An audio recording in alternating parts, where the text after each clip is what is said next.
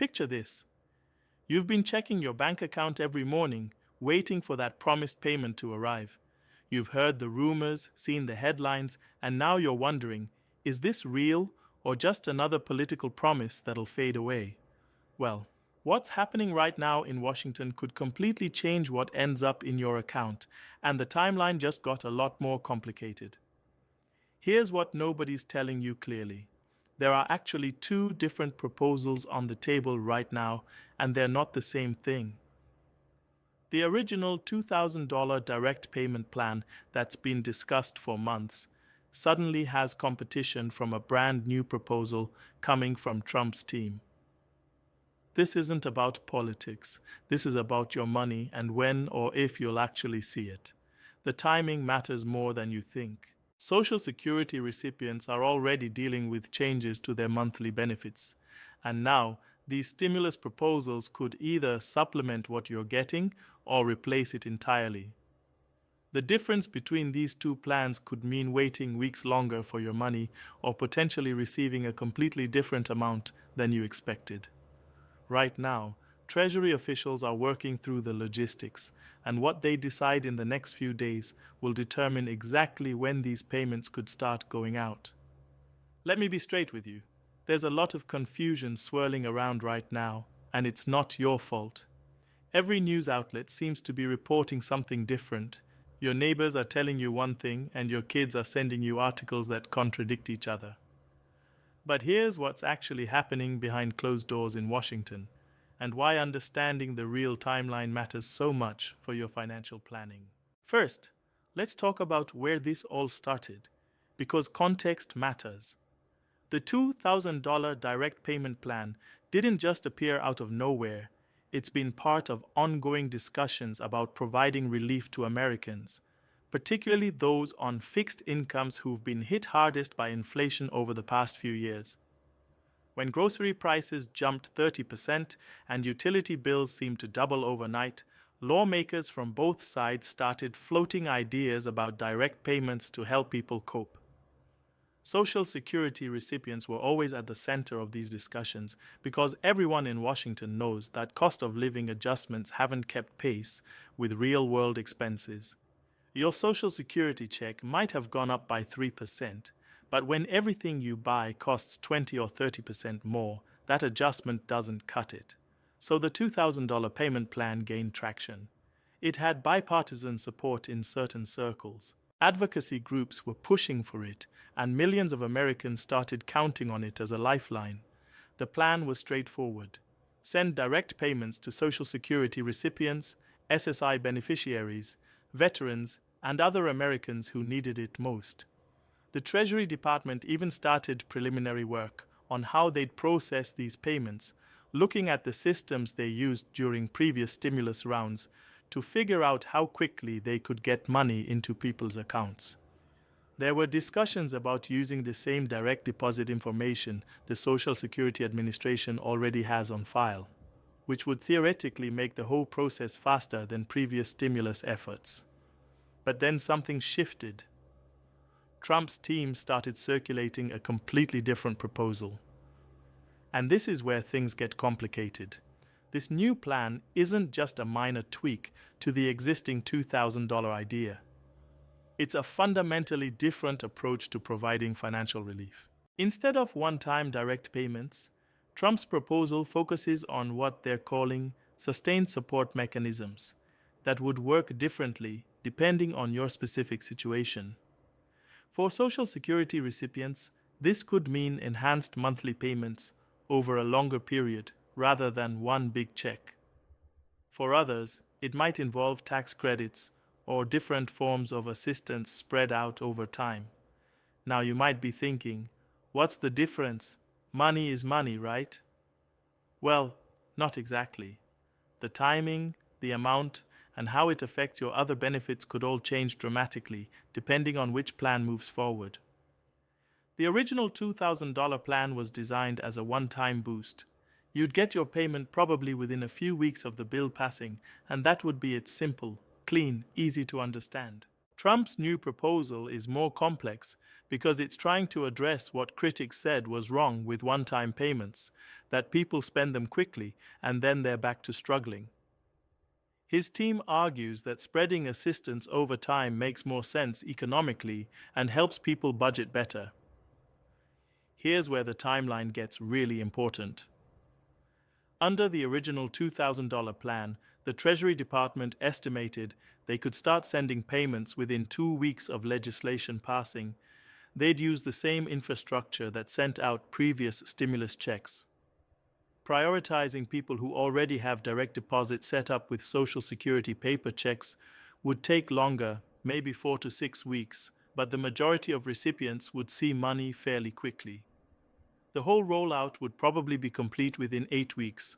From start to finish, Trump's proposal has a completely different timeline because it requires more setup. Instead of just sending out checks, the government would need to integrate these enhanced payments with existing Social Security systems. That means coordinating with the Social Security Administration, updating payment processing systems, and making sure the increased amounts don't accidentally trigger problems with other benefits some people receive. The initial estimates suggest it could take 6 to 8 weeks just to get the systems ready before the first enhanced payments go out. However, once it starts, you'd see increased amounts in your regular Social Security deposit every month for an extended period, possibly 6 months to a year, depending on which version of the proposal gains traction. Let's talk about what this means for your actual financial situation, because that's what really matters. If you're currently receiving Social Security benefits and you're counting on that $2,000, you need to understand that under Trump's plan, you might not see $2,000 all at once. Instead, you might see an extra $300 in your monthly Social Security payment for several months. The total might end up being more or less than $2,000 depending on the final details. But the key difference is that it's spread out. For some people, especially those who struggle with budgeting a large lump sum, this could actually be better. For others who have immediate expenses or debts they were planning to pay off with that $2,000, the spread-out approach could be frustrating. There's another wrinkle that not many people are talking about yet. The funding mechanisms for these two proposals are different, which affects how quickly either one could actually happen. The original $2,000 plan was budgeted as emergency spending, similar to previous stimulus packages. It would add to the deficit, but it was treated as crisis relief.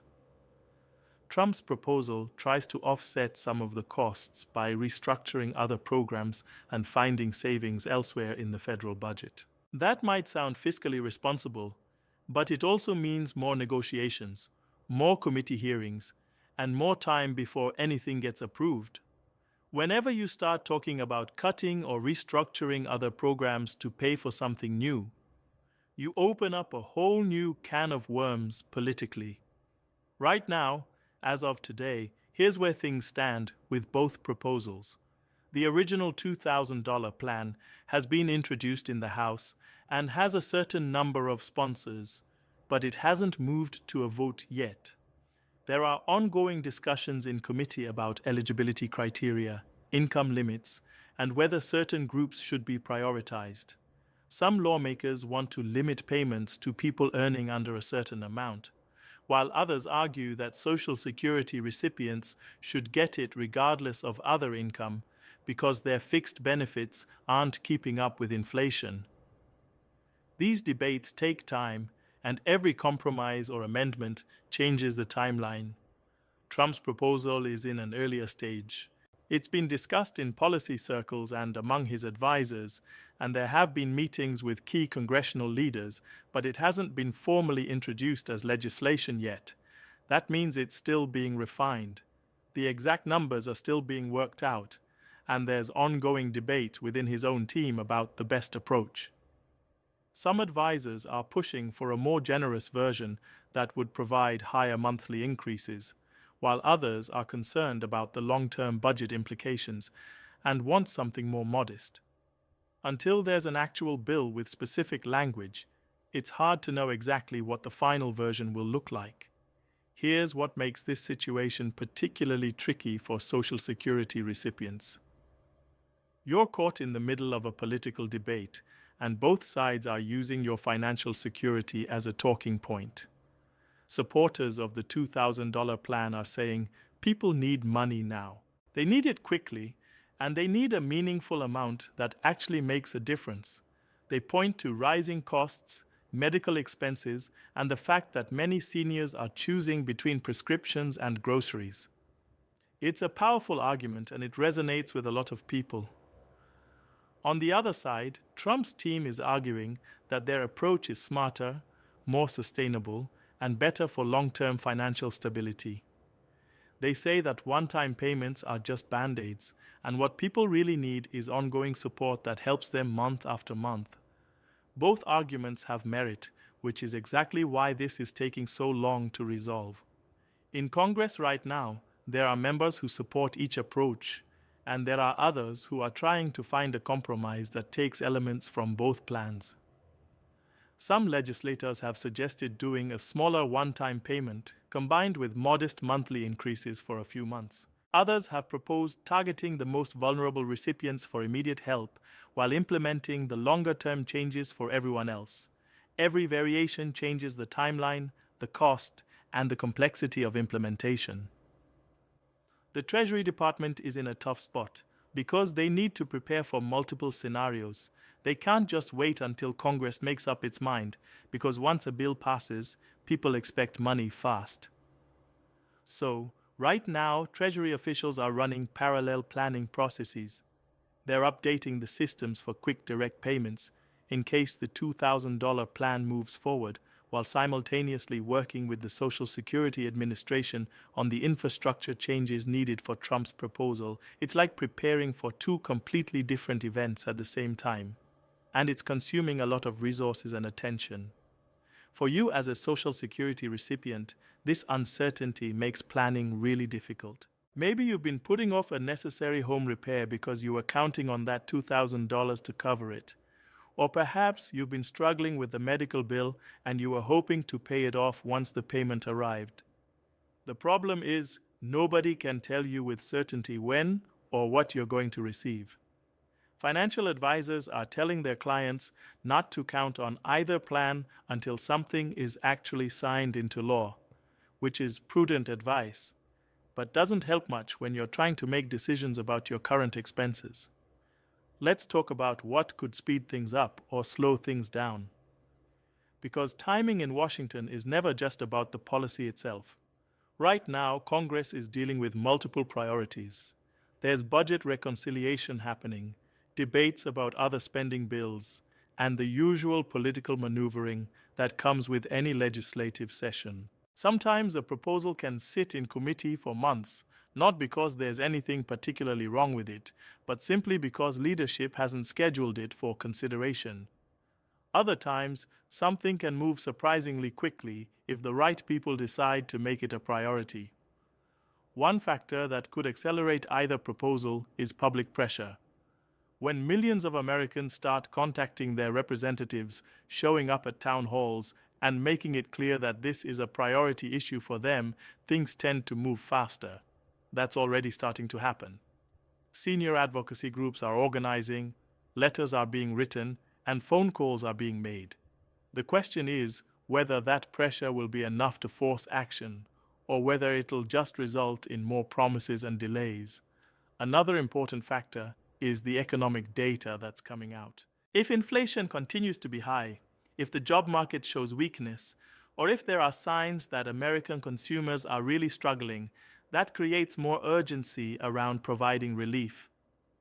Lawmakers pay attention to economic indicators because they know voters are paying attention to their bank accounts. Conversely, if economic data shows improvement, it becomes harder to justify emergency spending, and proposals like these lose momentum. The upcoming election cycle also plays a role. Even though nobody in Washington wants to admit it, politicians are aware that voters remember who helped them and who didn't. If a proposal could mean direct payments or increased benefits before election time, That's a powerful incentive to get something done. But it also means that negotiations can get more partisan, with each side trying to take credit or assign blame in ways that benefit them politically. It's frustrating to watch, but it's the reality of how these things work. There's also the question of what happens if neither proposal moves forward. It's possible that all this discussion and debate ends up going nowhere, at least in the short term. Maybe there's a procedural roadblock, maybe there's a budget crisis that takes priority, or maybe the two sides just can't reach agreement. In that case, Social Security recipients would continue receiving their regular benefits without any additional payments or increases beyond the standard cost of living adjustment that happens every January. That's the outcome nobody wants to talk about, but everyone needs to consider as a possibility. So, what should you actually do right now while all this is being sorted out? The most important thing is to stay informed, but not to make major financial decisions based on proposals that haven't become law yet. Don't take on new debt, assuming you'll be able to pay it back with a payment that might not come. Don't commit to large expenses that you can't cover with your current income. At the same time, it makes sense to prepare for the possibility that some form of payment will eventually arrive. Make sure your direct deposit information is up to date with Social Security. If you've moved recently, make sure your address is current. These basic steps will help ensure that whenever something does get approved, you'll receive it as quickly as possible without administrative delays. Keep watching for official announcements, but be skeptical of rumors and speculation. There's a lot of misinformation floating around, especially on social media. Your nephew might share something that sounds official but comes from an unreliable source. Wait for confirmation from actual government websites, official statements from the Social Security Administration, or announcements from credible news organizations before believing that something has been finalized.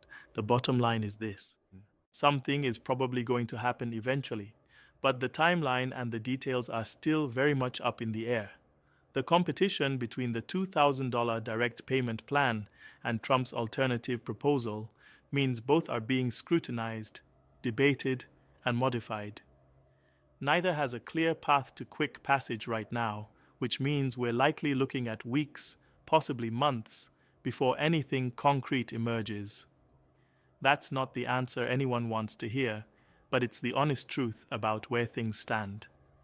Your best bet is to continue managing your finances based on what you know for certain, your current Social Security benefit, while staying alert for developments that could bring additional support your way.